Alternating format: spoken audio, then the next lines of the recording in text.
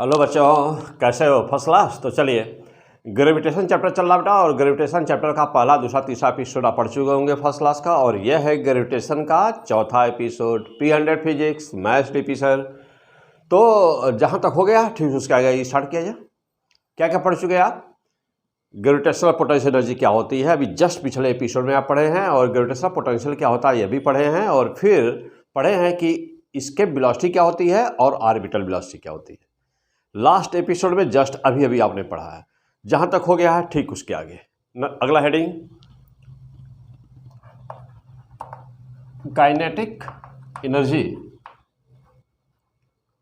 Of satellite.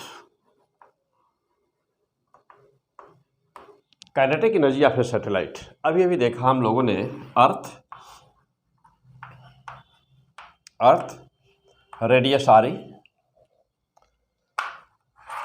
Earth radius आरी, मास EME। ये कोई एक सैटेलाइट है, अर्थ के चारों तरफ रिवॉल्व कर रहा है ये सैटेलाइट। मास है इसका EM, बेटा मास इसका EM है। और यहाँ से डिस्टेंस है इसकी R। ये हाइट पृथ्वी की सेंटर से देखा जाए तो डिस्टेंस स्मॉल r है, और सतह से देखा जाए सरफेस से तो h हाइट है उसका। और उसकी ऑर्बिटल वेलोसिटी अभी अभी हम लोगों ने जस्ट पिछले एपिसोड में निकाले हैं। आप ठीक सब लोग पढ़ चुके होंगे, यहाँ तक सबका तैयार हो गया होगा। तो मास इसका EM है, वेलोसिटी इसकी v है। v का मान निकाले हैं आप अभी अभी। v बराबर कितना आया था बेटा, जल्दी बोल दो। तो v बराबर आया था √GME/RE। ये वैल्यू कब आई थी? हाँ बोलिए, ये वैल्यू कब आई थी? ये वैल्यू आई थी तब जब h का मान 0 मान लिया गया था। यानी कि जब हम माने थे कि कोई सैटेलाइट यदि कल्पना किया जाए कि वह पृथ्वी की सतह पे जा रहा है, मूव कर रहा है, तब उसका वेलोसिटी क्या होगी, तभी आया था। लेकिन हाँ, अब यहाँ पे वैल्यू क्या रखे थे हम लोग? तो V0 बराबर √, बेटा V0 बराबर क्या √। देखिए G की वैल्यू रख दिया जाए या ऐसे कर दिया जाए, इसी की वैल्यू ये भी आई है ना, G × RE आया था ना। और इसको सॉल्व कर दिया, कैलकुलेट कर लिया जाए तो G 9.8, RE मीन्स 6400 किलोमीटर ना, किलोमीटर था बेटा, 6400 किलोमीटर था। यदि इसको सॉल्व कर दिया जाए तो क्या पाएंगे? देखिए क्या मिलेगा, 7.92 किलोमीटर पर सेकेंड मिलेगा। इसी को ना बेटा एग्जैक्ट वैल्यू आती है 7.92 किलोमीटर पर सेकेंड। मीन्स कि ऑर्बिटल वेलोसिटी उस समय 7.92 किलोमीटर होती है जब हम यह मान के चलते हैं कि satellite just grazing on the surface. Means कि जब हम यह मान के चलते हैं कि सैटेलाइट पृथ्वी की सतह पे घूम रहा है, तब उस समय उसकी वेलोसिटी आती है 7.92 किलोमीटर पर सेकेंड। इसका मतलब ये हुआ कि यहाँ पर देखिए, देखो बेटा ये वाली वैल्यू, यहाँ पर h का मान है ना, RE+H है ना, और हम लोगों ने h को क्या माना है? 0 माना है।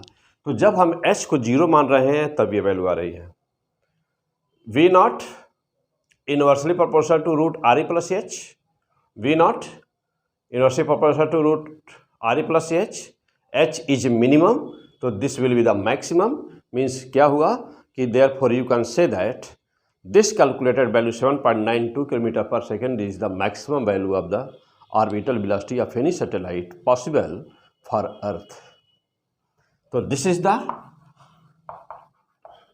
Maximum possible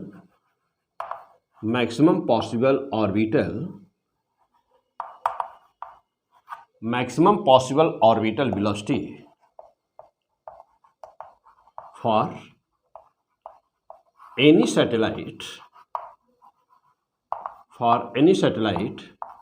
around earth. हाँ, जहाँ तक हो गया था जस्ट पिछला लेक्चर, ठीक उसके आगे स्टार्ट कर दीजिए और हेडिंग डाल दीजिए kinetic energy of the satellite. Kinetic energy of the satellite, orbital velocity लिख दीजिए वहीं पर कि since orbital velocity v not equal to so much, let h equal to 0, then v can be written as, यहाँ 0 कर बेटा, h बराबर 0 कर दिया, तो जब h बराबर 0 करोगे तो क्या हो जाएगा, v नॉट बराबर under root G M E by R E हो जाएगा बेटा, हो जाएगा। Implies that v not equal to so much, ऐसे भी इसको लिख सकते हैं स्मॉल जी के फॉर्म में, क्यों, नीचे ऊपर आर ई से मल्टीप्लाई किया तो G M E by R E square बराबर स्मॉल जी होता बेटा, और ऊपर वाला आर ई आ गया तो G R E so much. Value put किया, this is the 7.92 kilometre per second. Approximately इसी वैल्यू को हम लोग जनरली यूज़ कर लेते हैं, जब ऑर्बिटल वेलोसिटी यूज़ करना होता है बेटा तो इसी को हम लोग यूज़ कर लेते हैं ना, कितना, तो v orbital velocity approx 7.92 kilometre per second exact value है, approx means 8 kilometre per second, तो अप्रॉक्सीमेटली वैल्यू मान लेते हैं 8 किलोमीटर पर सेकेंड। तो दो बातें तो क्लियर हो गई कि पृथ्वी के लिए, अर्थ के लिए एस्केप वेलोसिटी कितनी है, और अर्थ के लिए, पृथ्वी के लिए ऑर्बिटल वेलोसिटी कितनी है, ये तो क्लियर हो गई। तो पृथ्वी के लिए एस्केप वेलोसिटी कितनी है, 11.2 किलोमीटर पर सेकेंड, और ऑर्बिटल वेलोसिटी कितनी है, मैक्सिमम ऑर्बिटल वेलोसिटी कितनी है, तो मैक्सिमम ऑर्बिटल वेलोसिटी कितनी है बेटा, 8 किलोमीटर पर सेकेंड।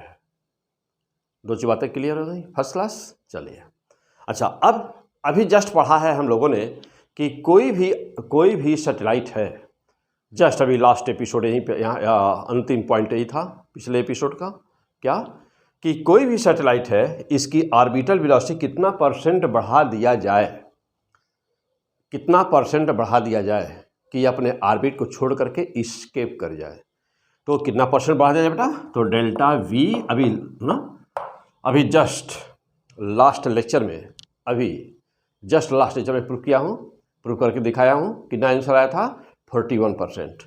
तो डेल्टा वी ऑर्बिटल वेलोसिटी का डेल्टा वी परसेंट कितना बराबर, 41%। यदि वेलोसिटी क्या कर दिया जाए, इंक्रीज कर दिया जाए, डेल्टा वी बराबर 41% वेलोसिटी यदि इंक्रीज कर दिया जाए, तो सैटेलाइट कोई भी सैटेलाइट चाहे जहाँ पर भी हो, तो satellite escapes from its orbit, then satellite escapes from its orbit। तो कोई भी सैटेलाइट हो, अपने ऑर्बिट को छोड़ करके वह हमेशा के लिए एस्केप कर जाएगा, ठीक बेटा। चलिए अब टॉपिक है हम लोग का कि काइनेटिक एनर्जी क्या है। सैटेलाइट का मास स्मॉल m है, ऑर्बिटल वेलोसिटी उसकी देख रहे हैं v नॉट है, तो काइनेटिक एनर्जी बहुत आसानी से निकाल देंगे, कितना, हाफ mv²। हाँ आइए करके देखा जाए। चलिए हो गया बेटा, ये सारी बातें नोट कर लीजिए। हाँ ये अभी जस्ट पीछे हम लोग सॉल्व किए हैं सब कुछ। आइए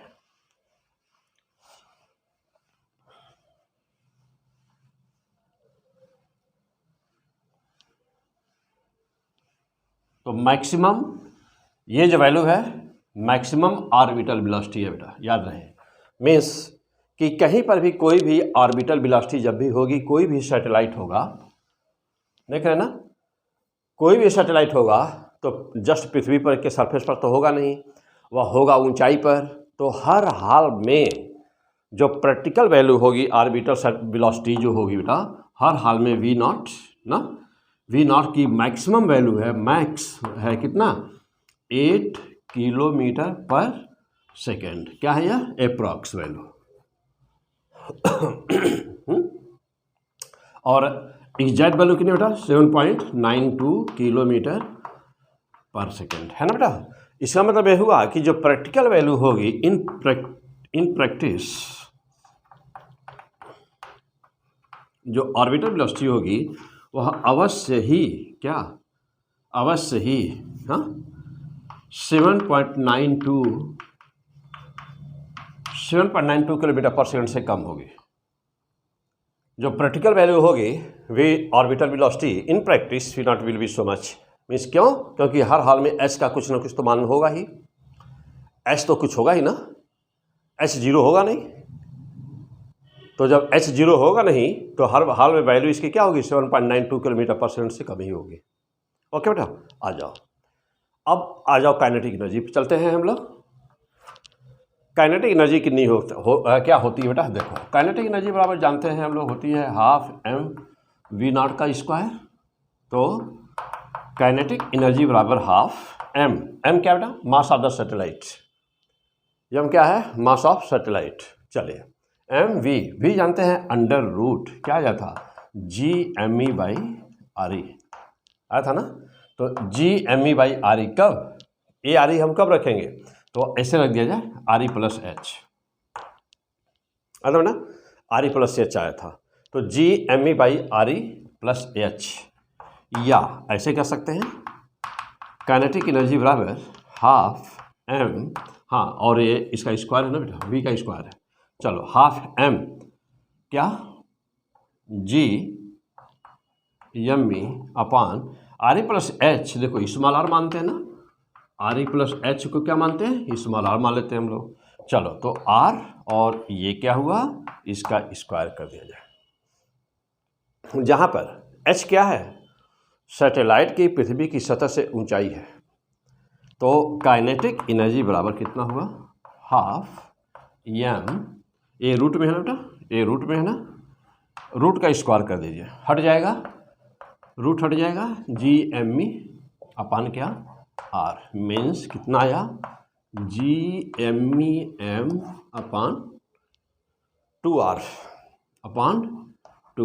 this is the answer, this is the answer of the kinetic energy of, answer of kinetic energy of satellite. This is the kinetic energy of the satellite, mind here. Kinetic energy equal to always positive, क्या kinetic energy कभी minus होता नहीं, तो kinetic energy हमेशा positive होती है, तो kinetic energy always positive. तो this value is be sure always this will be positive value, always this will be positive value. G universal gravitational constant, m mass of the planet, means earth के चारों तरफ हो रहा है तो earth का mass, r distance of the satellite from the centre of the planet, means पृथ्वी के केंद्र से उसकी दूरी सैटेलाइट की, m mass of the satellite, means the kinetic energy of any satellite in any orbit also depends on the mass of the satellite, but orbital velocity does not depend on the mass of the satellite. Okay, हो गया बेटा। चलो अब ये इसको data note कर लीजिए, जल्दी से नोट करिए, आगे बढ़ा जाए, बहुत इंटरेस्टेड है सब कुछ। P100 फिजिक्स क्या पढ़ रहे हैं, P100 फिजिक्स। हम लोग हर टॉपिक बेटा धुनाई करते हैं, क्या क्यों कैसे। चलिए हो गया, इसका मतलब यह हुआ कि मैं यदि कहूं कि क्या यह संभव है पृथ्वी के चारों तरफ कोई एक ऐसा सैटेलाइट भेजना या बनाना, कोई ऐसा सैटेलाइट बनाना कि जो इससे ज़्यादा स्पीड से मोशन कर सके, क्या कोई कंट्री, कोई देश इस तरह का कोई भी ऐसा सुपर सैटेलाइट बना सकता है? क्या कोई कंट्री इस तरह की सुपर सैटेलाइट बना सकती है कि जो 7.92 किलोमीटर पर सेकेंड, मीन्स की अप्रॉक्सीमेटली जिसको हम लोग 8 किलोमीटर पर सेकेंड मानते हैं, इससे अधिक स्पीड से पृथ्वी का चक्कर लगा सके? संभव है? No, not possible. This is the because this is the maximum speed, this is the maximum speed in which in that situation when you have considered the H is zero, means कि फार्मूले में जो h लिया गया बेटा, यहाँ पर हम जब जीरो माने हैं तब ये वैल्यू आई हुई है, जो कि h बराबर जीरो कभी सैटेलाइट का होता नहीं, कुछ ना कुछ तो डिस्टेंस होगी ही ना, लेकिन बहुत नीचे सैटेलाइट है, बहुत ही नीचे है, तो पृथ्वी की तुलना में RE में जोड़ना है उसको, देखो RE प्लस करना है, और RE का मान ही 6400 किलोमीटर है पृथ्वी का त्रिज्या, पृथ्वी का रेडियस, तो 6400 किलोमीटर में ये हल्का फुल्का कोई भी यदि छोटी सी वैल्यू है तो उसको ना जोड़ें तो काम चल जाएगा। तो हम कहते हैं कि ऐसे सिचुएशन में बेटा, ऐसे सिचुएशन में हम लोग कहते हैं ना कि वेलोसिटी 7.92 किलोमीटर है ना, 7.92 किलोमीटर पर सेकेंड है, तो इससे ज़्यादा कोई कुछ कंसीडर कर नहीं सकते। क्यों? क्योंकि h का मान जैसे जैसे बढ़ेगा तो सैटेलाइट की ऑर्बिटल वेलोसिटी वैसे वैसे घटेगी, तो ऑर्बिटल की वेलोसिटी घटेगी तो half mv square is the kinetic energy of the satellite, तो काइनेटिक एनर्जी भी घटेगी। मीन्स यदि हम ये कहें कि किसी भी सैटेलाइट की जो मैक्सिमम, किसी भी सैटेलाइट जो मैक्सिमम काइनेटिक एनर्जी हो सकती है वो हाउ मच, तो the maximum kinetic energy of any satellite में बी इक्वल टू दिस।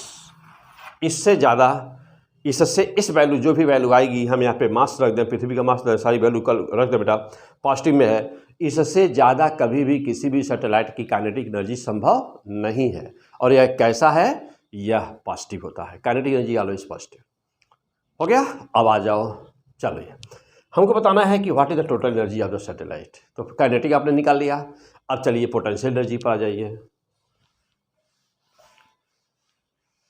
और फिर टोटल एनर्जी, फिर टाइम पीरियड, फिर बाइंडिंग एनर्जी। ओके, चलिए अगला पॉइंट। तो अभी हम लोग का चल रहा है थ्योरी, और आइए इस एपिसोड में देखते हैं कहाँ तक होता है। तो थ्योरी पूरा कर दे बेटा, इसके बाद स्टार्ट करेंगे हम लोग पूरा सभी ग्राफ। ग्रेविटेशन में ग्राफ मोस्ट इंपॉर्टेंट है, ग्राफ। तो अभी हम एक ही साथ सबका ग्राफ सभी एक जगह बताएंगे, मजा आ जाएगा अभी सभी, हाँ फर्स्ट क्लास मजा आने वाला। तो ज़बरदस्त अभी जो है सब ग्राफ एक जगह, और फिर स्टार्ट करेंगे हम लोग सभी न्यूमेरिकल्स, हाँ झमाझम न्यूमेरिकल फर्स्ट क्लास का। हाँ आ जाओ, लेकिन पहले आ जाओ थोड़ा थ्योरी पूरा कर दें।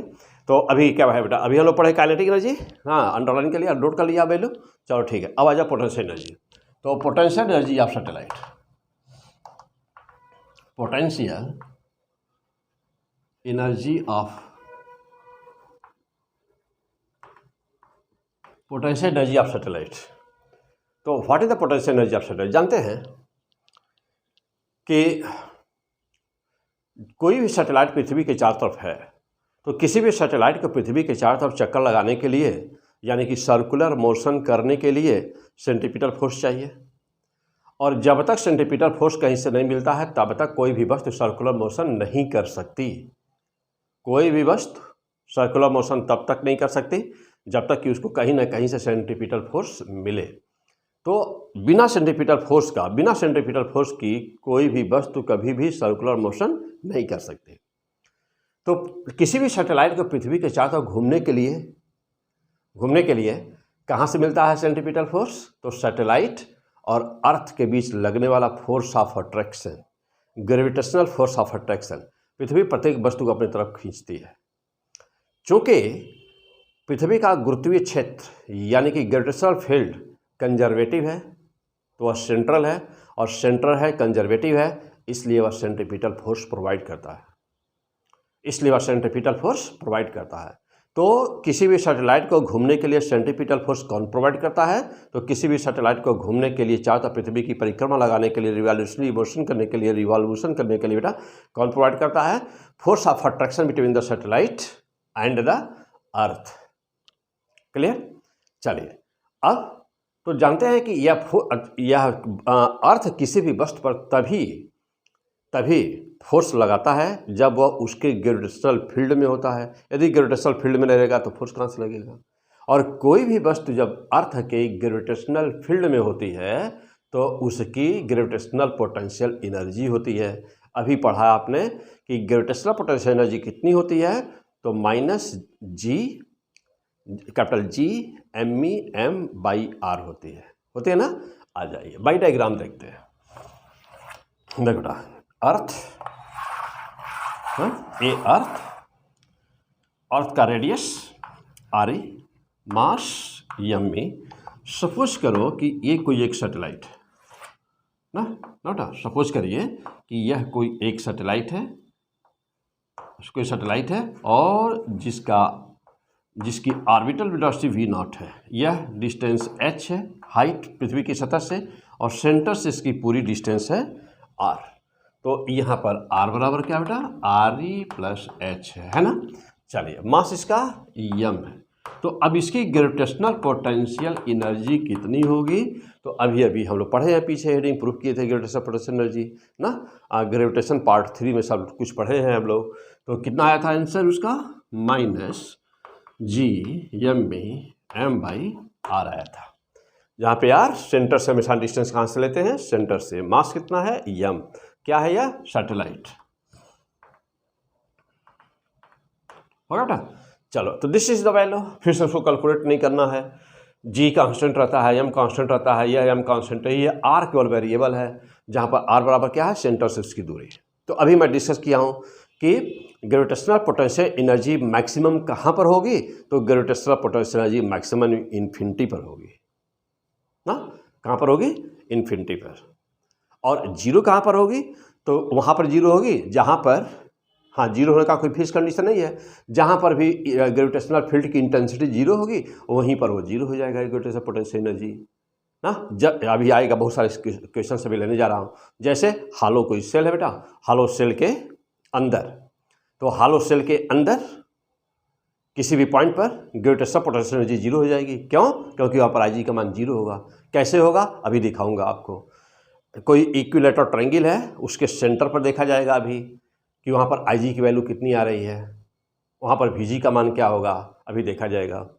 क्लियर, वी जी तो ग्रेविटेशनल पोटेंशियल है, हमको ग्रेविटेशनल पोटेंशियल एनर्जी की हम लोग बात कर रहे हैं। चलो, तो gravitational potential energy equal to how much, minus G M E M by R, minus G M E M by R. हाँ, और एक बात तो बता दो बेटा, ग्रेविटेशनल पोटेंशियल एनर्जी जीरो होना है, तो this is the work done, this is the work done. Actually है क्या, ग्रेविटेशनल पोटेंशियल एनर्जी किसी फिक्स पॉइंट, कोई उसका फिक्स पॉइंट है नहीं। क्यों, क्योंकि ये तो this is the work done, तो कहीं पर भी यदि वर्क डन नहीं हो रहा है तो ग्रेविटेशनल पोटेंशियल एनर्जी का मान जीरो होगा। तो हम वेरिएशन देखते हैं किसका, हम वेरिएशन देखते हैं आई जी और वी जी का। एक्चुअली हम जो वेरिएशन देखते हैं बेटा वो आई जी और वी जी का देखते हैं। ग्रेविटेशनल पोटेंशियल एनर्जी की जहाँ तक बात है तो वह तो वर्क डन है, तो यदि वर्क डन कहीं पर भी जीरो है तो ग्रेविटेशनल पोटेंशियल एनर्जी जीरो होगी। लेकिन अब जब ये फार्मूला है यह आर का मान जैसे जैसे बढ़ेगा, जैसे पृथ्वी के सेंटर से वस्तु की दूरी जैसे जैसे बढ़ेगी, तो होना क्या चाहिए था, होना चाहिए था कि ग्रेविटेशनल पोटेंशियल एनर्जी डिक्रीज करता। क्यों, gravitational potential energy proportional to 1/r है, तो आर बढ़ेगा तो यह घटेगा, लेकिन माइनस होने के कारण यह घट रहा है तो यह भी बढ़ेगा, यह घट रहा है तो यह बढ़ेगा। यदि यह बढ़ेगा, ध्यान देना बेटा, यदि यह बढ़ेगा तो यह घटना चाहिए था, लेकिन ये बढ़ेगा, है कि नहीं। चलो फिलहाल ये माइनस की वजह से, यदि माइनस न हो, अब बोलिए एक सेकंड के लिए माइनस हटा दीजिए। चलिए, आर का मान कम हो रहा है, बोलिए जी पी का मान क्या होगा, बढ़ेगा, और आर का मान बढ़ेगा तो यह घटेगा, लेकिन अब उल्टा हो जाएगा, माइनस साइन है, तो आर का मान घटा तब ये भी घटा, यानी कि माइनस होने के कारण डायरेक्टली प्रोपोर्शनल हो गया, और आर का मान बढ़ा तो यह भी बढ़ा, माइनस की वजह से डायरेक्टली प्रोपोर्शनल हो गया। फिर अब आइए पॉइंट जो हम लोगों का है वहाँ चलते बेटा। तो ग्रेविटेशनल पोटेंशियल एनर्जी, तो ग्रेविटेशनल पोटेंशियल एनर्जी ना क्या होगा, विल बी मैक्स, कहाँ पर, जब आर बराबर इन्फिनिटी हो जाएगा, तब एट इन्फिनिटी, तो gravitational potential energy will be maximum at infinity. फिलहाल अब यहाँ हम लोग का था ग्रेविटेशनल पोटेंशियल एनर्जी क्या हो गई। अब पॉइंट हम लोग का है, तो फिर टोटल एनर्जी कितनी हो गई ना। अब आए पॉइंट हम लोग का है कि टोटल एनर्जी तब कितना हुआ, तो टोटल एनर्जी, आप हेडिंग डाल दीजिए, टोटल एनर्जी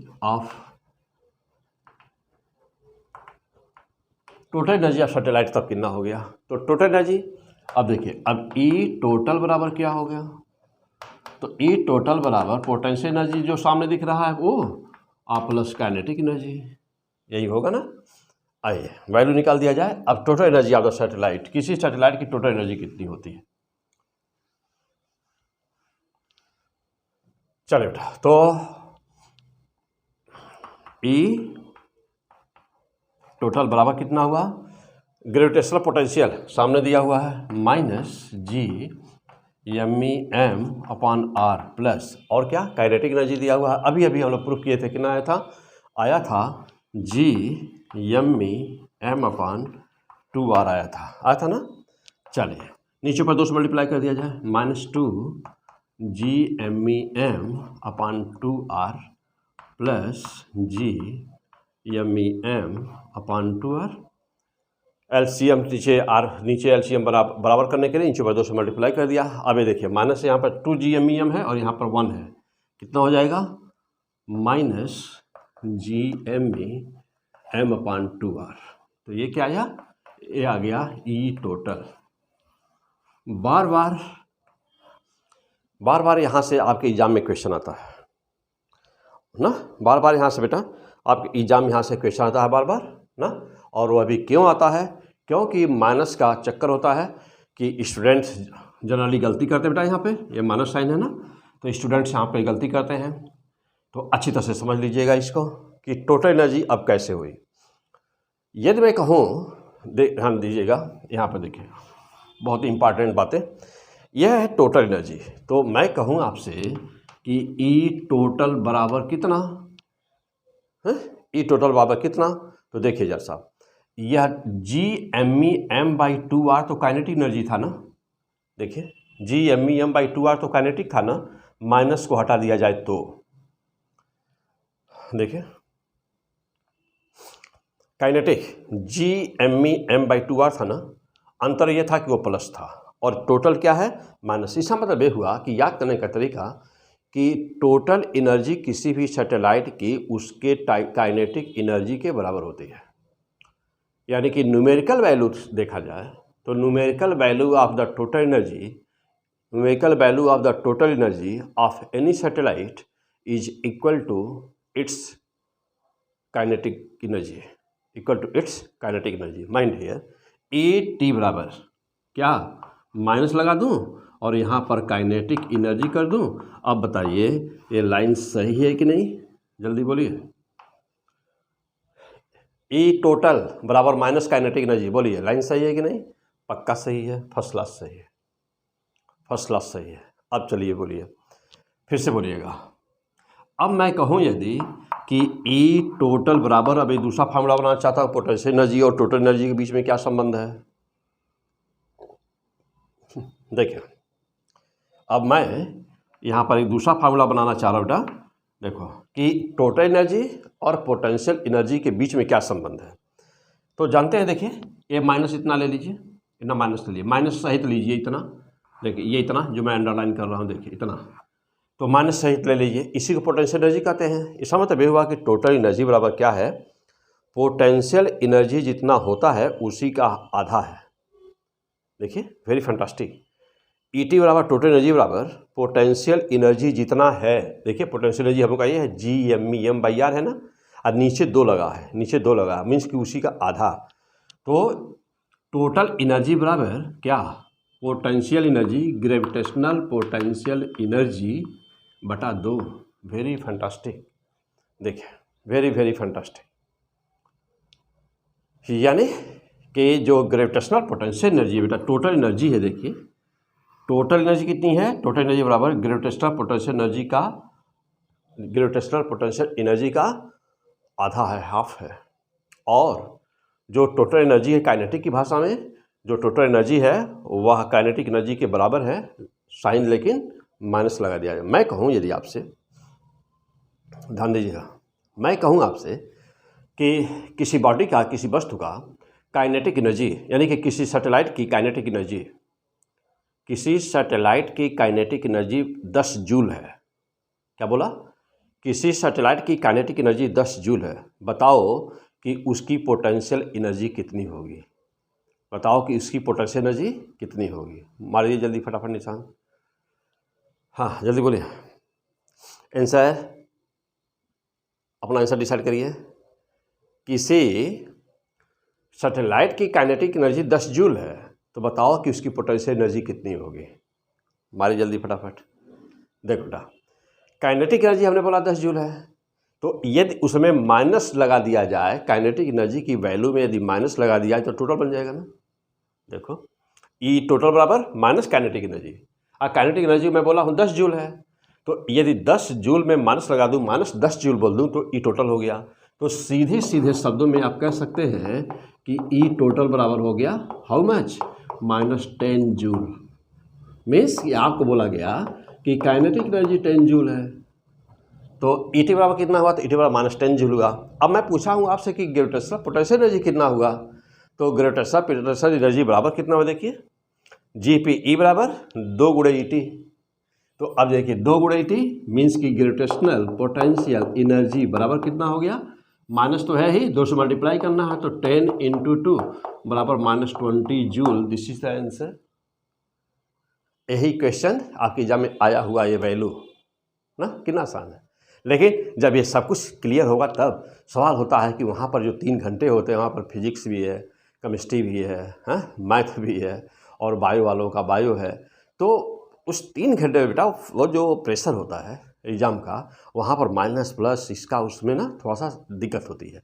तो बहुत यहाँ तो भी बहुत आसान है सब कुछ, लेकिन एग्ज़ाम में दिक्कत होती है। तो उसको तो इतना बार पढ़ लीजिए क्रिस्टल क्लियर हो कि फटाफट कर लें, कोई दिक्कत ना हो गया बेटा। यहाँ से इस तरह से आप आंसर देंगे। आगे बढ़ा जाए, आइए चलिए। तो ये था हम लोगों का। अब आता है यहाँ से बहुत ही इम्पॉर्टेंट एक ग्राफ आता। तो आइए मैं यही बता देता हूँ, हालांकि ग्राफ का एपिसोड में अलग से लूँगा एक, वहाँ पर मैक्सिमम सारे ग्राफ ग्रेविटेशन में बहुत सारे क्वेश्चन ग्राफ पे बनते हैं और ग्राफ का क्वेश्चन बिल्कुल पक्का आता है, तो मैं अभी अलग से उसको लूँगा। लेकिन इसका मैं यहीं पे बता दूँ, एनर्जी का है तो एनर्जी का पास में ही बता देता हूँ बेटा। आ जाओ। अब यहाँ जैसे मान लीजिए कि gravitational potential energy, kinetic energy और टोटल एनर्जी का ग्राफ प्लॉट किया जाए तो कैसा आएगा। चलिए आइए। हाँ, अभी यहाँ पर बाइंडिंग एनर्जी और टोटल एनर्जी क्या होती है, तो नहीं तो टोटल एनर्जी तो हो गया बेटा। और बाइंडिंग एनर्जी क्या होता है, आइए देखते हैं। नहीं तो पहले मैं रिसर्च कर दूँ बेटा बाइंडिंग एनर्जी क्या होती है। चलो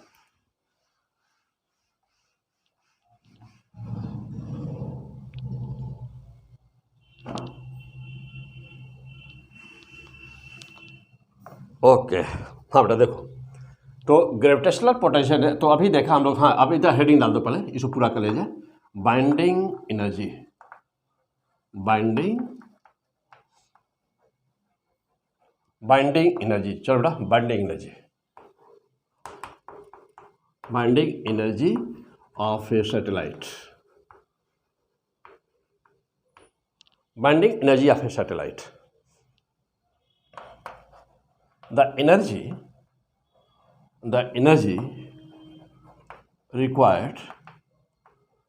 energy required to escape any satellite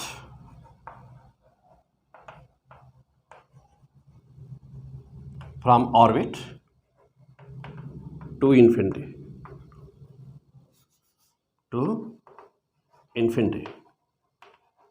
देखो बेटा क्या कह रहा है।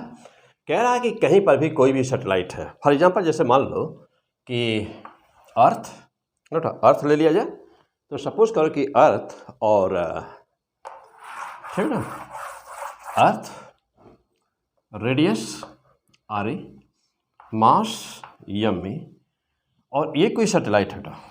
सपोज करिए एक कोई सैटेलाइट, तो इसके पास में कुल कितनी, इसके पास काइनेटिक एनर्जी कितना बेटा, जल्दी बोल दीजिए। काइनेटिक एनर्जी बाबा कितना, हाँ जल्दी बोलिए। काइनेटिक एनर्जी बाबा कितना था, याद रहे सर, फटाफट बोलिए। G/m/2r आया था ना, काइनेटिक एनर्जी आया था इतना। अच्छा, पोटेंशियल एनर्जी कितना आया था बोल दो, -G/m/r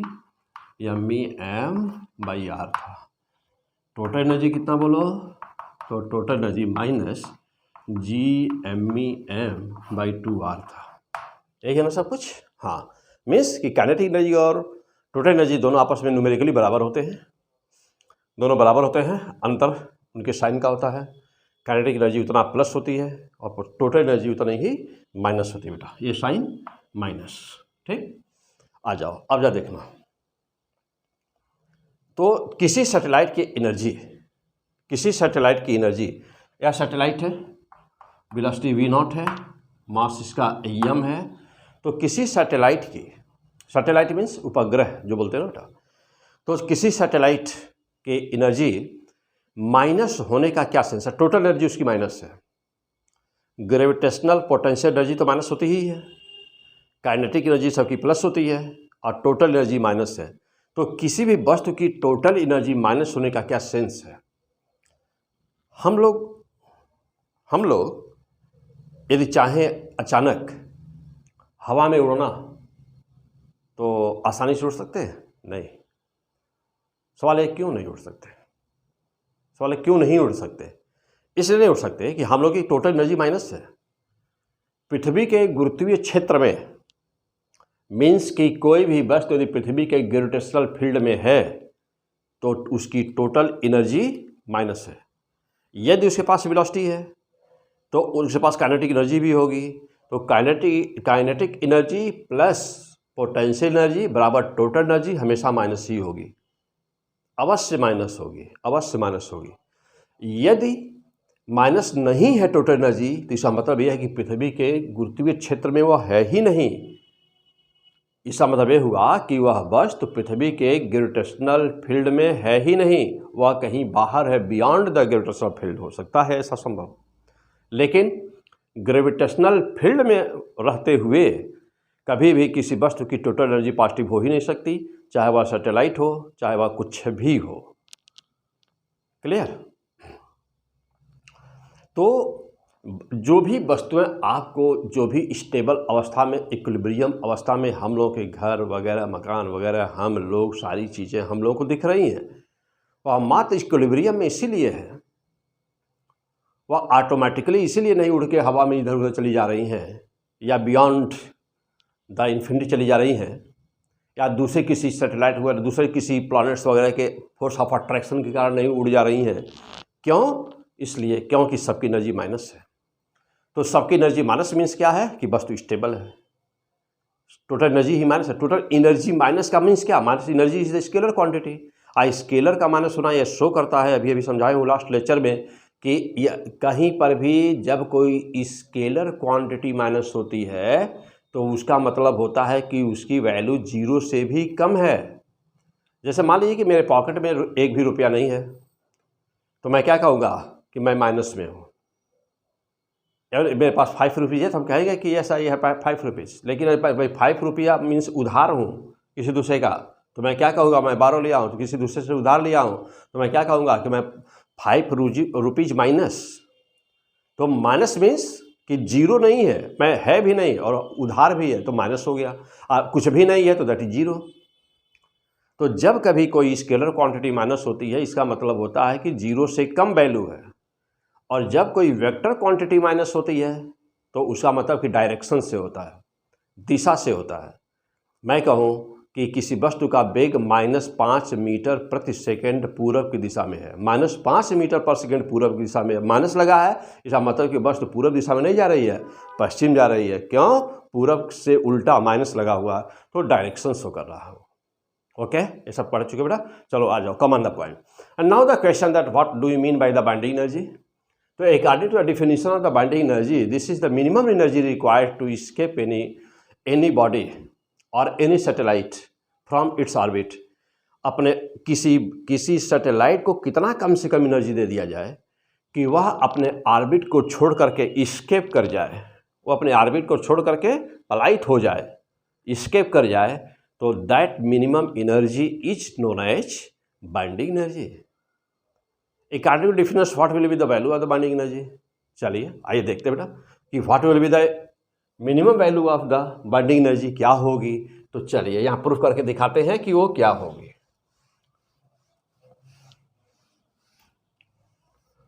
तो बाइंडिंग एनर्जी, अच्छा अब ये डिफिनीशन में देख रहे हैं कि डिफिनीशन में कह रहा है कि वह मिनिमम एनर्जी इसको दे दिया जाए तो सैटेलाइट इन्फिनिटी पे चला जाए, यानी कि बियॉन्ड द ग्रेविटेशनल अट्रैक्शन चला जाए, अपने जिस प्लैनेट के चारों तरफ वो घूम रहा है उसको छोड़ करके बाहर निकल जाए, उसके ग्रेविटेशनल फील्ड से बाहर निकल जाए।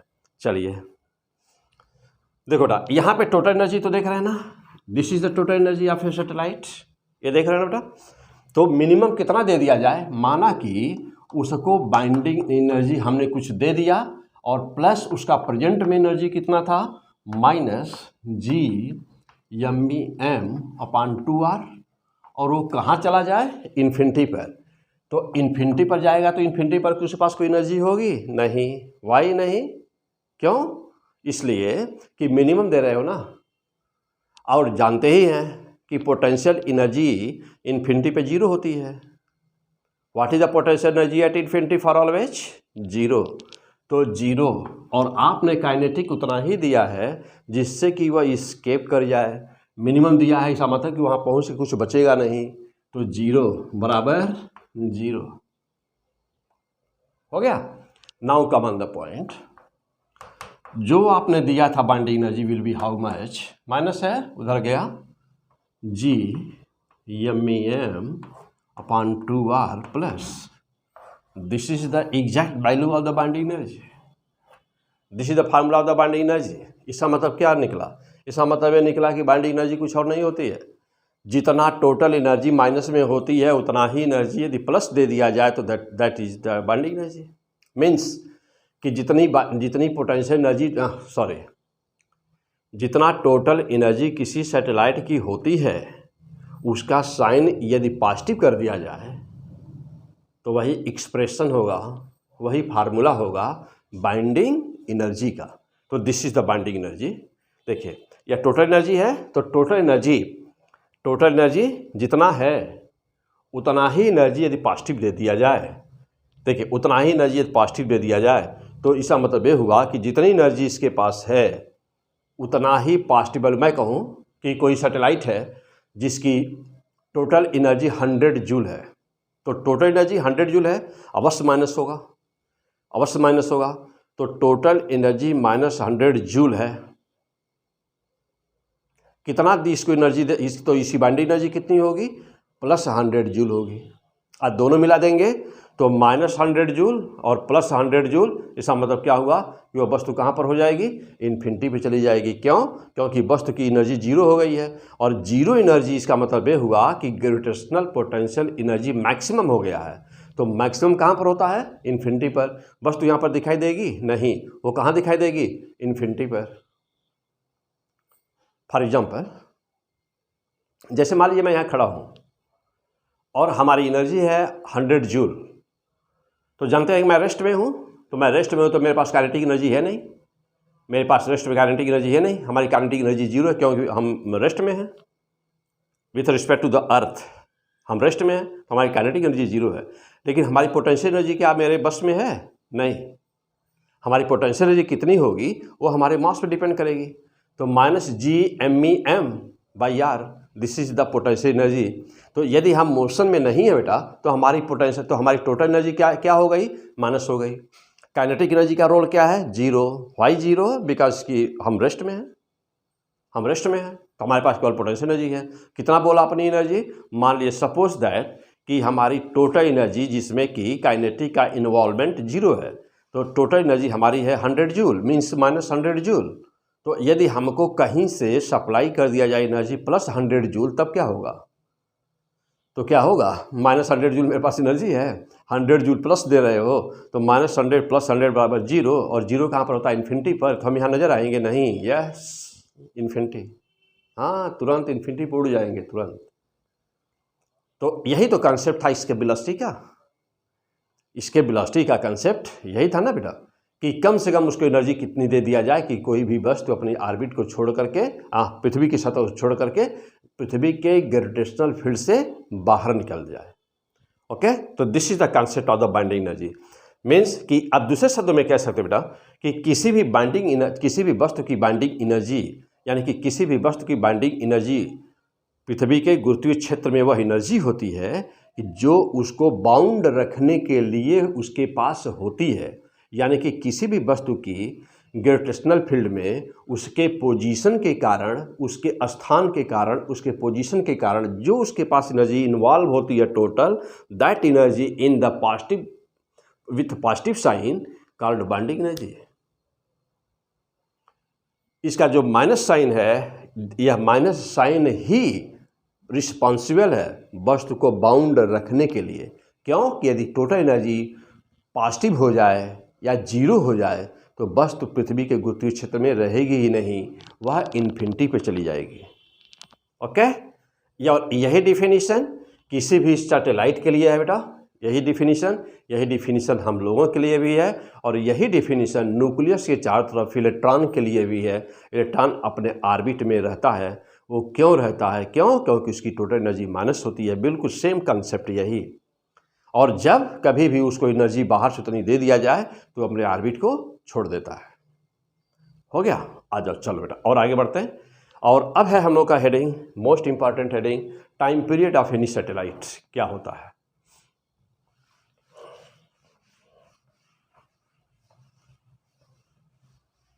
Time period of satellite. और देखा जाए ये क्या है।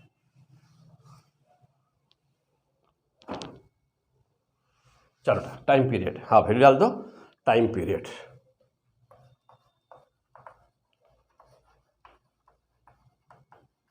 Time period of, time period of satellite क्या होता है। चलो बेटा, तो टाइम पीरियड ऑफ सैटेलाइट देखो क्या होता है। तो टाइम पीरियड जानते हो, you know well this setting, time period क्या होता है बेटा। तो time period, the time taken by any satellite to complete the one revolution around the sun, around the earth, that is the time period. Means कि पृथ्वी के चारों तरफ एक पूरा चक्कर लगाने में जो भी समय लगता है उसी को हम उसका टाइम पीरियड मीन्स आवर्त काल कहते हैं ना, टाइम पीरियड कहते हैं बेटा। तो सैटेलाइट की बात हो रही है, ऑफ सैटेलाइट यानी कि पृथ्वी के चारों तरफ। तो पृथ्वी को हम अर्थ ले रहे हैं, ऐसे ही सभी अपने अपने प्लैनेट है, अपने अपने ग्रह हैं, अपने अपने सैटेलाइट है। अब जैसे जुपिटर, तो जुपिटर के चारों तरफ उसका सैटेलाइट जो भी टाइम लेता है तो उसको बोलेंगे उसका टाइम पीरियड। सैटर्न का सैटेलाइट टाइटन है, तो टाइटन जितना टाइम लेता है उसको बोलेंगे उसका टाइम पीरियड। अब अर्थ पृथ्वी का नेचुरल सैटेलाइट कौन है, मून, तो मून एक चक्कर लगाने में जितना समय लगेगा उसको बोलेंगे टाइम पीरियड। ठीक, अब अर्थ के लिए भी ऐसे ही टाइम पीरियड हुआ, जो भी आने वाला है, जस्ट अभी आ रहा है बेटा कैप्लर्स लॉ, तो वह है किसका टाइम पीरियड, अर्थ का टाइम पीरियड, सन के चारों तरफ। तो फिलहाल time period of a satellite की बात हो रही है। तो time period of a satellite होता क्या बेटा, जैसे सपोज करो कि this is the position of earth, earth को लिया जाए एग्जाम्पल के रूप में। अर्थ, मास एम.ई., रेडियस r.e., और ये कोई एक सैटेलाइट है, यह एक कोई सैटेलाइट है जो सेंटर से इसकी डिस्टेंस कितनी है, r है, सेंटर से डिस्टेंस r है, या रेडियस, ये रेडियस या सेंटर से डिस्टेंस r बेटा यहाँ से यहाँ तक, और r, और ये यहाँ सरफेस से है h, और रेडियस r.e., मास अर्थ का m.e. सैटेलाइट। तो सपोज बेटा सैटेलाइट वेलोसिटी है ऑर्बिटल वेलोसिटी v, मास इसका सैटेलाइट का कितना हो गया, या मास m सैटेलाइट, तो मास m वेलोसिटी v। चलिए अब टाइम पीरियड की बात करें बेटा, तो यह एक चक्कर लगाने में देखो जरा सा कितना टाइम लगेगा, आइए देखा जाए। एक one complete revolution, the time taken to complete one revolution ना, तो सा सही कर लो बेटा, इसे डायग्राम अच्छी तरह से बनाते हैं। हाँ चलो, तो time taken to complete one revolution will be how much, time taken to complete one revolution will be how much. चलिए देखा जाए, तो टाइम ये होता ही क्या है, तो time taken to complete, time taken to complete one revolution, time taken to complete one revolution, एक चक्कर पूरा करने के लिए जो भी समय लगता है उसी को कहते हैं हम लोग टाइम पीरियड कहते हैं, टाइम पीरियड ऑफ सैटेलाइट कहते हैं। तो हुआ कितना, t बराबर, यह रेडियस हम लोग माने हैं r, ऑर्बिट का रेडियस r बेटा, ये r है, रेडियस r है, ठीक। तो पूरा सर्कमफ्रेंस कितना हो गया, 2πr लिख सकते हैं, नो प्रॉब्लम। और यदि यहाँ पर वेलोसिटी देखें कितनी है, ऑर्बिटल वेलोसिटी, तो अंडर रूट क्या है बेटा, under root g.m.e. Upon r, this is the orbital velocity. तो इस वेलोसिटी से वो घूम रहा है चारों तरफ पृथ्वी के, under root g.m.e. By r, और पूरी डिस्टेंस, पूरा सर्कमफ्रेंस की लंबाई हो गई 2πr। तो टाइम कितना लगेगा एक चक्कर मारने में, v0 से डिवीजन कर दिया जाए, है कि नहीं, v0 से डिवीजन कर दिया जाए, आंसर आ जाएगा ना, वैल्यू पुट करिए, t बराबर 2πr, रहने दीजिए वैसे ही, अपान v0 की वैल्यू रखिए under root g.m.e. By r, ले सकते हो, नो प्रॉब्लम। अब इसको ऊपर जैसा ले जाया जाए, हाँ चलिए, t बराबर 2π, ये ऊपर जा रहा है ना, देखिए ये ऊपर जाएगा, और ये 2π को बाहर निकाल दिया हमने, इसको हम अंडर रूट r स्क्वायर लिख दें, r स्क्वायर लिख दें अंडर रूट में r स्क्वायर लिख दें, है कि नहीं, तो और फिर रूट लगा दें, तो अंतर कोई पड़ा नहीं। तो देखिएगा अंडर रूट, ये आर स्क्वायर और ये आर ऊपर से जा रहा है रूट के अंदर ही, आर क्यूब लिख सकते हैं कि नहीं लिख सकते, कोई दिक्कत नहीं, आराम से हो जाएगा ना, आर क्यूब अपान क्या जी एम ई, तो T equal to 2 pi under root R cube upon G M E. This is the fantastic equation for the time period, this is the fantastic equation for the time period. Okay, तो यह है। अब चलिए, अब इसको दूसरे शब्दों में कैसे लिख सकते हैं बेटा, चलो हाँ डायग्राम बना लीजिए फटाफट जल्दी से। देखिए तो टाइम पीरियड क्या होता है, तो time period T by 2 pi under root R cube, small R है, इसमें R cube upon G M A, means क्या कि T directly proportional to under root R cube, देख रहे हो ना। यदि जी और एम, तो जी तो कांस्टेंट है बेटा, चलो ये हटा दें, कोई जरूरत नहीं इसकी।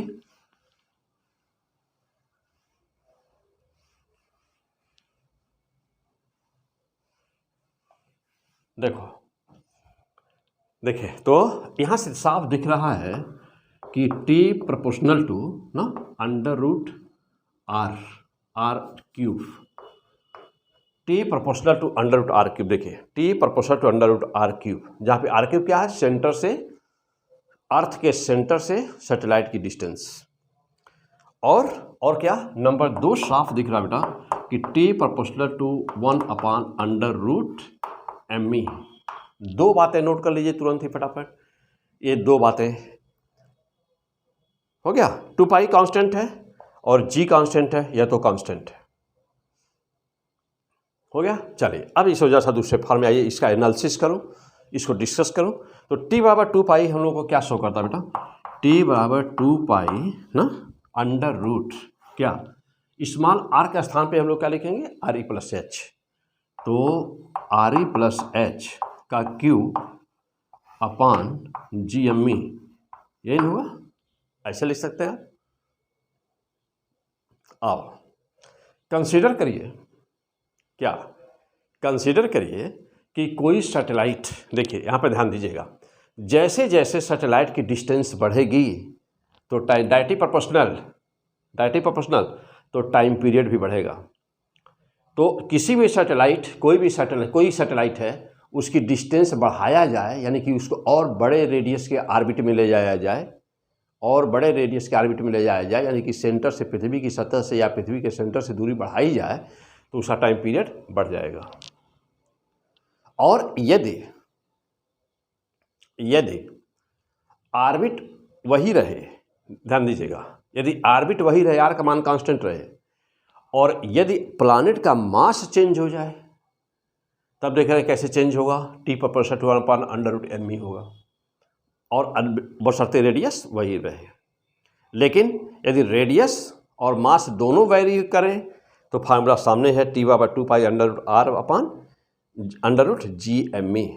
तो जनरली क्या होता है, जनरली पृथ्वी का मास कांस्टेंट है, capital G universal gravitational constant है, तो therefore the time period of satellite only depends on in this situation only depends on T proportional to under root R cube, means you can say that this also, you can say that T implies that T proportional to R power 3/2, कह सकते हो ना बेटा, you can say that T directly proportional to R power 3/2 provided mass of the planet should be constant. Time period does not depends on the mass. ध्यान दीजिएगा कि कहीं पर पृथ्वी के चारों तरफ कहीं पर भी कोई भी एक ऑर्बिट है, तो चाहे उसमें एक सुई, एक नीडल सिंगल नीडल, कोई चाहे एक नीडल घूम रहा हो, या चाहे उसमें 1000 किलोग्राम का कोई भारी भरकम सैटेलाइट घूम रहा हो, टाइम पीरियड दोनों का बराबर होगा। Time period of the both will be equal, time period दोनों का बराबर होगा, पक्का बराबर होगा, देख रहे हैं ना बेटा, टाइम पीरियड अवश्य बराबर होगा। तो चाहे कोई एक सुई घूम रही हो, या चाहे 1000 किलोग्राम का कोई भारी भरकम सैटेलाइट घूम रहा हो, दोनों का टाइम पीरियड बराबर होगा। Means the time period only depends on the what, on the which factor it depend, time period only depends on the distance of the satellite, means this is the r is what, r is the radius of the orbit of the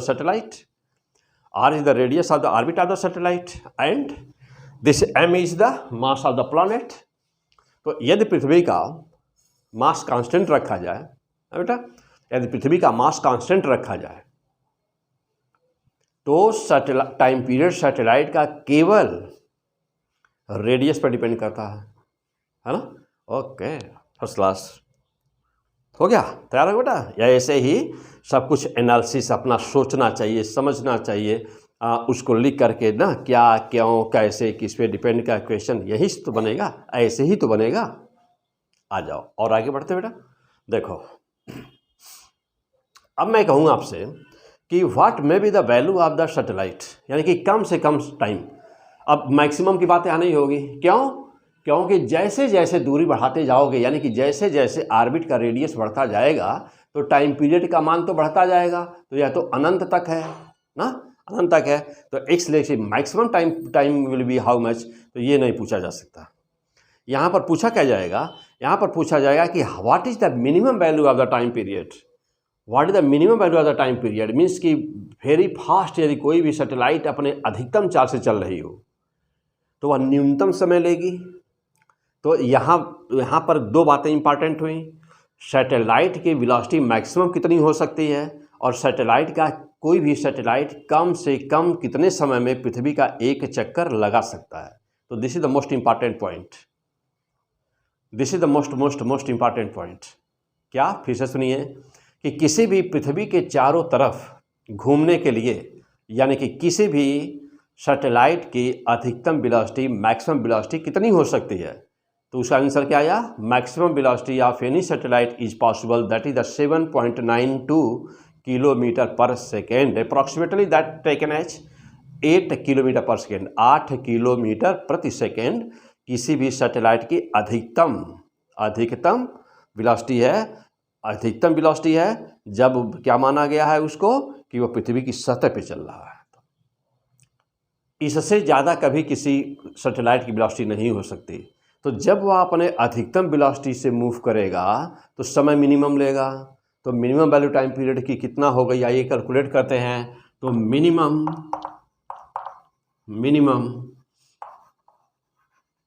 value of time period of satellite, कोई भी satellite fast वेग से जाता हुआ, fast orbital velocity के साथ कम से कम कितने देर में पृथ्वी की एक परिक्रमा कर सकता है। t बराबर 2 पाई अंडर रूट क्या, चलिए अब h बराबर 0 करेंगे तभी फास्टेस्ट वेलोसिटी मिलेगी। तो मान के चलिए कि कोई सैटेलाइट पृथ्वी की सतह पे चल रहा है, तो उस समय h बराबर 0 हो जाएगा। तो आया क्या, ReQ/GME कब when h taken h equal to 0, let h equal to 0 लिया तब। तो यदि h बराबर 0 लिया जाए तो t बराबर 2 पाई अंडर ReQ/GME आया बेटा। चलिए अब इसको हटा दें, आ जाओ।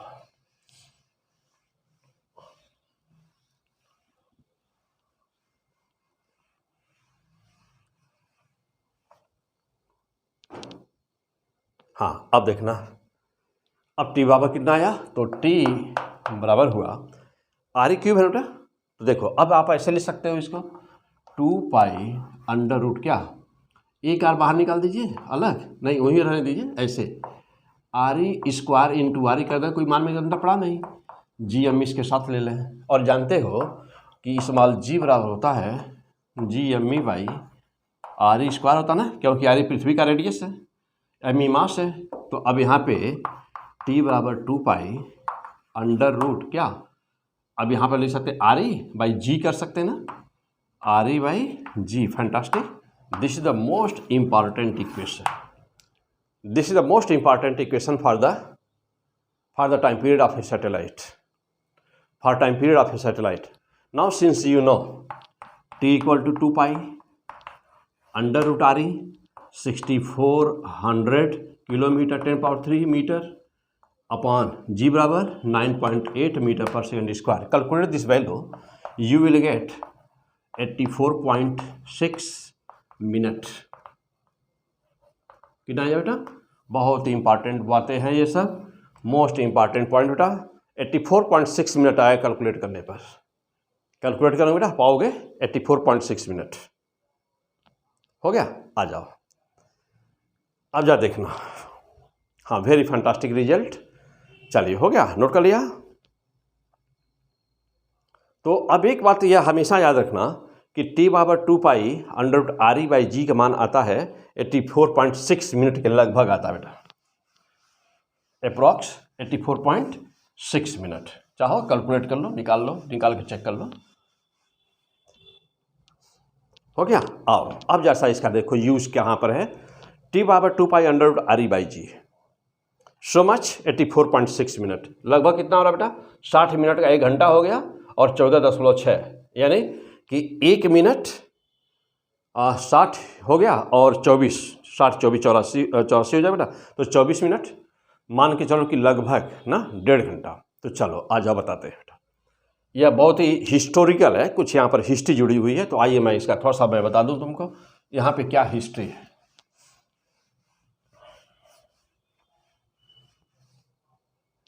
देखो बेटा यहाँ पर इसकी हिस्ट्री यह है कि अब यह बात तो कन्फर्म हो गई, यह बात तो कन्फर्म हो गई कि कोई भी सैटेलाइट ना कितना आया हम लोगों का, आया T बराबर, सैटेलाइट का टाइम पीरियड आ रहा है 84.6 मिनट आ रहा है ना। लेकिन यह तब आया है जब h बराबर 0 माने हो तब, 0 माने हो तब, यानी कि कोई भी सैटेलाइट जब पृथ्वी की सतह पे चलेगा तब नहीं रिजल्ट आएगा। इन एक्चुअल प्रैक्टिस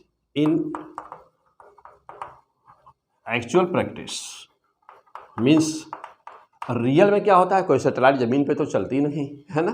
तो इन एक्चुअल प्रैक्टिस क्या होता है बेटा कि h will not be zero ना। तो एक्चुअली h क्या होता है बेटा, h will not be zero नहीं होगा h। तो करते क्या है कि बहुत सारी सैटेलाइट हैं, बेटा। अब यहाँ सैटेलाइट 2 टाइप की हमारी हो जाती हैं। कैसी, कौन सी? एक होती है हमारी पोलर सैटेलाइट और एक होती है हमारी जियो स्टेशनरी सैटेलाइट। तो फिलहाल अभी हम सैटेलाइट की बात कर रहे हैं, अभी इन पे चलेंगे, बाद में डिस्कस किया जाएगा। तो होता क्या है कि पोलर सैटेलाइट जो होती है ना, पोलर सैटेलाइट मीन्स कि जो नॉर्थ साउथ पोल से गुजरती है वो पोलर सैटेलाइट है। जो बाकी सैटेलाइट होती है बेटा, बाकी सैटेलाइट तो वह जैसे जियो स्टेशनरी सैटेलाइट होती है, यानी कि वह पृथ्वी के किसी स्थान पर कांस्टेंट कर दी जाती हैं, फिक्स कर दी जाती हैं। और वह जो जियो स्टेशनरी सैटेलाइट होती है कि उसको बोलते हैं भू स्थिर उपग्रह। तो जो जियो स्टेशनरी सैटेलाइट होती है, मैं अभी डिस्कस करूंगा, बहुत अच्छा यहाँ पे है, अभी टॉपिक है वो, बहुत इंपॉर्टेंट है, तभी मैं अलग से हेडिंग लूँगा उसको, लेकिन मैं थोड़ा यहाँ बता दूँ। तो जो जियो स्टेशनरी सैटेलाइट होती है वह पृथ्वी के रिस्पेक्ट में रेस्ट में रहती है, वह पृथ्वी के रिस्पेक्ट में हमेशा रेस्ट में रहती है ना। हाँ, जैसे फॉर एग्जांपल, जैसे मान लो कि ऑस्ट्रेलिया के किसी ग्राउंड में मैच हो रहा है और उसका लाइव ब्रॉडकास्टिंग दिखानी है। तो लाइव ब्रॉडकास्टिंग दिखाने के लिए दिखाएगा कैसे? यदि वह सैटेलाइट कंटिन्यू मूव करता रहेगा तो कभी ऑस्ट्रेलिया पर आएगा, फिर उसे ग्राउंड से दूर चला जाएगा ना। उस ग्राउंड से दूर चला जाएगा तो उसको फोकस नहीं कर पाएगा। अब यहाँ पर हमारा जो कैमरा लगा हुआ है, तो यह कैमरा है यहाँ पर, कैमरा जो रिकॉर्ड कर रहा है ऑटोमेटिक, तो उसमें ट्रांसमीटर लगा हुआ है, तो ट्रांसमिट कर रहा है। और वो कम्युनिकेशन सिस्टम में पढ़ाऊँगा, डिटेल में आपको बताऊँगा कैसे होता है, क्या होता है, सब कुछ ना बेटा। अच्छा, अब यहाँ पर तो यदि वो सैटेलाइट फिक्स नहीं रहेगा एक जगह पर, तब फिर वह रिकॉर्डिंग नहीं करेगा, वह यानी कि सिग्नल को रिसीव नहीं करेगा। तो कोई भी ऐसा सैटेलाइट जो पृथ्वी के सापेक्ष, पृथ्वी के किसी भी स्थान के सापेक्ष, यानी कि जैसे मान लो कि जैसे मान लीजिए बेटा कि दिल्ली के ठीक ऊपर सैटेलाइट लगा हुआ है, तो वह तो हमेशा 24 आवर्स जिस स्पीड से पृथ्वी अपने एक्सिस पर स्पिन कर रही है, उसी स्पीड से वह भी उसी स्पीड से वो भी पृथ्वी के चारों तरफ घूम रहा है, यानी कि पृथ्वी के किसी विशेष स्थान के सापेक्ष वह रेस्ट में है। इसीलिए वह कंटिन्यू उस पर फोकस किए रहता है। कहाँ? दिल्ली के ऊपर। मान लो मद्रास के ऊपर लगाए हो तो बिल्कुल मद्रास के ऊपर वह उसको बिल्कुल ही उसको फोकस कर रहा होगा, यानी कंटिन्यू वह उसका जो यदि कैमरा है सैटेलाइट में, तो वह मद्रास के ऊपर बिल्कुल कंटिन्यू 24 आवर्स फोकस किया होगा। तो ऐसे सैटेलाइट को बोलते हैं जियो स्टेशनरी सैटेलाइट। इसका मतलब ये हुआ कि जो भी जियो स्टेशनरी सैटेलाइट होगा उसका टाइम पीरियड उतना ही होगा जितना पृथ्वी अपने एक्सिस पर एक कंप्लीट चक्कर में लेता है। तो time period of the geostationary satellite will be just equal to the time period of the earth, time period of the rotational motion of the earth. Okay, तो ये तो हो गया जियो स्टेशनरी। ठीक है, फिर आप टॉपिक हम लोग का दूसरा है। टॉपिक क्या बेटा? टॉपिक अभी हमारा हिस्टोरिकल, अभी आपको बताने जा रहे थे, आपको एक पॉइंट बताने जा रहे थे। तो टॉपिक क्या बेटा? तो t equal to 84.6 minute, this is the minimum time taken by any satellite to complete one complete revolution. यानी कि इससे कम समय में कोई भी सैटेलाइट पृथ्वी का एक चक्कर नहीं लगा सकता। तो वह समय क्या है? और समय है 84.6। Means in the actual practice satellite की कुछ हाइट होगी ना, तो जो एक्चुअल टाइम होगा टी मिनिमम, तो वह आता बेटा T minimum approximately this is the 2 hours, यानी कि 2 घंटा है लगभग। तो लगभग 2 घंटे में के अंदर कोई भी सैटेलाइट पृथ्वी का इससे कम समय में पृथ्वी का चक्कर नहीं लगाता। तब फिर हिस्ट्री क्या है यहाँ पर? What is the history behind this? बात है 1992 की, 1992। अटल बिहारी वाजपेयी की सरकार थी बेटा, और भारत को, इंडिया को अपना जो एटॉमिक का जो वो आर्मी का जो रेंज है, मतलब टेस्टिंग रेंज है पोखरण, जहाँ पे एटॉमिक बम का विस्फोट किया जाता है, इंडिया वाले यहाँ पर टेस्ट करते हैं। तो वहाँ पर भारत सरकार ने फैसला किया था एटम बम के परीक्षण का। लेकिन होता क्या है कि जब जो विदेशी एजेंसियां हैं, जैसे कि जो मान लो अमेरिका गवर्नमेंट है, तो विशेष करके अमेरिका गवर्नमेंट की बात करते हैं, यूएसए की, तो उनके जो जासूस होते हैं, उनके जो साइंटिस्ट होते हैं, वो हमेशा ही जो इंडिया का पोखरण रेंज है, टेस्टिंग रेंज है इंडिया का, आर्मी का टेस्टिंग रेंज है बेटा पोखरण, डेजर्ट है बिल्कुल, राजस्थान ना, एकदम बिल्कुल राजस्थान में है, तो बिल्कुल डेजर्ट है, तो रिमोट एरियाज हैं सब। तो वहाँ पर वो सैटेलाइट उनका एक वहाँ से हमेशा गुजरता है, और करता क्या है, वह वहाँ पर देखता है कि वहाँ पर क्या फ़ोटो लेता है, और वहाँ पर देखता है कि वहाँ पर हो क्या रहा है, मीन्स कि इंडिया कोई टेस्ट वगैरह तो नहीं कर रहा है। तो हमेशा जासूस लगे रहते हैं। एपीजे अब्दुल कलाम उस समय डायरेक्टर थे ना, उस समय एपीजे अब्दुल कलाम बेटा डायरेक्टर थे उस मिशन के। इंडिया को अपना पावर थर्मल जिसको बोलते हैं हाइड्रोजन बम बोलते बेटा, तो थर्मो न्यूक्लियर बम, तो थर्मो न्यूक्लियर बम और एटम बम, यानी कि हाइड्रोजन बम और एटम बम इंडिया को अपना चेक करना था। तो अब ये लोग चेक कैसे करें? यदि वहाँ पर जाते हैं और खड़ा होकर यूं ही काम करते हैं, इन जनरल जैसे हम लोग खड़ा होकर करते, आदमी लोग खड़ा होकर मान लो हम काम करा रहे हैं, तो तुरंत पकड़ में आ जाते हैं सैटेलाइट के, और तुरंत ही अमेरिका यूएसए गवर्नमेंट को पता चल जाता कि हाँ ये यहाँ कुछ होने जा रहा है, और तुरंत ही हॉटलाइन पे फ़ोन आ जाता, आप क्या करने जा रहे हैं, कुछ करिएगा मत। तो बेवजह एक टेंशन पैदा होता दोनों देश के बीच में। तो करते क्या थे, देखिए, तो साइंटिस्ट, हम लोग रात में देखते हैं कि हम लोग समझते हैं कि तारा जा रहा है, देखो ये तारा जा रहा है, ये तारा जा रहा है, वो तारा जा रहा है। वो तारा नहीं होता बेटा, वो किसी देश की सैटेलाइट होती है, वो किसी देश की जो सैटेलाइट होती है। साइंटिस्ट जो है, जो साइंटिस्ट होते हैं, उनको पता होता है कि किस देश की सैटेलाइट है, और उनको ये पता होता है कि ये अभी अभी इस समय इतना बज के इतना मिनट पे गुजरा है, तो वह फिर वो कब यहाँ पर आएगा, फिर कब इस रेंज यहाँ से गुजरेगा। 2 घंटे के नीचे समय है नहीं, 2 घंटे के पहले वो आएगा नहीं। यदि अभी वह यहाँ से पास किया है तो 2 घंटे के पहले वो आएगा नहीं फिर। तो 2 घंटे का काम करने का समय मिलता है, तो 2 घंटे के अंदर ही क्या करना है, बचा मैक्सिमम टाइम बचा काम करने का 1.5 घंटा। जब यहाँ से ज्यों गुजरा तो 1.5 घंटे में काम करिए, और फिर आने का समय हुआ 1.5 घंटे काम करके हट जाइए।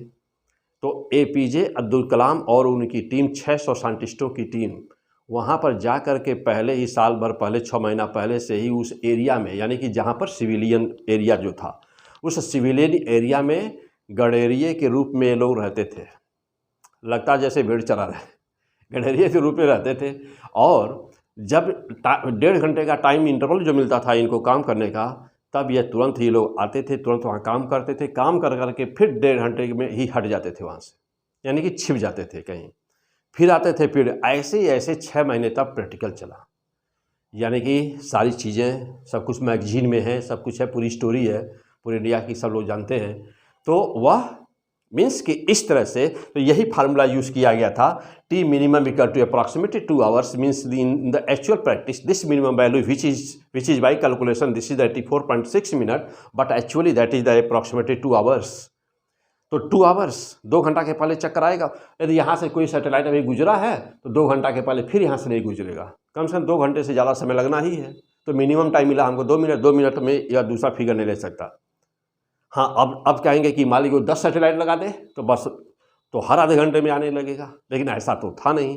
क्यों? क्योंकि केवल एक ही जगह तो नहीं है ना उनको पृथ्वी पर लगाने के लिए, खाली पोखरन तो है नहीं, उनको तो पूरे विश्व की जासूसी करनी है, उनको तो पूरे विश्व की जासूसी करनी है। तो जो उस ऑर्बिट में पड़ेगा उसका एक सैटेलाइट जासूसी करेगा। फिलहाल वो चूँकि वो जियो स्टेशनरी सैटेलाइट है, तो जियो स्टेशनरी सैटेलाइट यदि हो रहेगा तब तो वह जानते हो उसका तो 24 आवर्स टाइम पीरियड हो जाएगा। तो यह किससे किया जाता है? ये जो पोलर सैटेलाइट होते हैं उनसे कराया जाता है जासूसी। विशेष करके जो जासूसी सैटेलाइट होते हैं बेटा वो पोलर होते हैं। वो कैसे होते हैं मैं अभी आगे डिस्कस करूंगा। फिलहाल इसका एग्जाम्पल, तो ये हिस्ट्री क्या थी इसकी, तो एपीजे अब्दुल कलाम से जुड़ा हुआ फार्मूला था बेटा, ये वो उनकी हिस्ट्री थी। और इस तरह से 2 एटम बम का वहाँ पर, हाँ 2 या 3 एटम बम का बेटा वहाँ पर प्रयोग किया गया, विस्फोट किया गया, तुरंत ही भूकंप आ गया। और विस्फोट करने के बाद में अमेरिका और बाकी पूरे विश्व को पता चला कि हाँ इंडिया जो है वह सुपर पावर है, इंडिया जो है वो भी न्यूक्लियर पावर है अब, और इंडिया के पास में क्षमता है भूकंप ला देने का ना। ओके, तो this was the history behind this. तो चलो बेटा, अब यहाँ पे हो तो क्या क्या हम लोग दे चुके कि what is the satellite, satellite की ऑर्बिटल वेलोसिटी क्या होती है, सैटेलाइट की टाइम पीरियड क्या होता है, सैटेलाइट की काइनेटिक एनर्जी क्या होती है, पोटेंशियल एनर्जी क्या होती है, टोटल एनर्जी क्या होती है, आपस में उनके रिलेशंस क्या होते हैं, ये सारी चीज़ें हम लोग देख चुके। तो इस एपिसोड को हम यहीं क्लोज करते हैं बेटा, यहीं बंद करते हैं। फिर मिलते हैं अभी आपसे। क्या अब यहाँ पर क्या रह गया बेटा, हम लोग का रह गया है केप्लर्स लॉ ना। तो अभी हम लोग देखेंगे केप्लर्स लॉ प्लस बहुत सारी चीज़ें अभी और हैं, तो अभी उनको देखा जाएगा सभी। हाँ, यहाँ एनर्जी का हम ग्राफ बताने जा रहे थे बेटा, तो अभी आते हैं। तो जस्ट हम यहीं से शुरू करते हैं ना कि ग्राफ ना बेटा, ग्राफ ऑफ एनर्जी ना। तो ग्राफ ऑफ एनर्जी बेटा ये हेडिंग ऐसे पड़ी हुई है। मैं आता हूँ अभी जस्ट यहीं से स्टार्ट करता हूँ। मीन्स ये अभी जस्ट मुलाकात हमारी होती है आपसे ग्रेविटेशनल पार्ट 5 में, ये था ग्रेविटेशनल पार्ट 4। तब तक इसको तैयार करिए, मैं अभी जस्ट मिलता हूँ तुरंत।